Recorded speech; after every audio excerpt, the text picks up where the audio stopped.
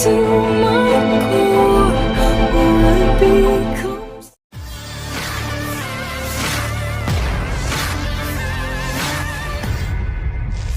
Segala cara dilakukan prajurit Angkatan Bersenjata Rusia dalam merugikan kelompok musuhnya.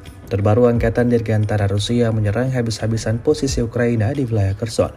Rekamannya ramai beredar di media sosial Telegram pada Jumat 24 Januari 2025. Kedatangan bom FAB yang kuat memusnahkan pasukan pendukung Angkatan Bersenjata Ukraina di tepi kanan Dnieper.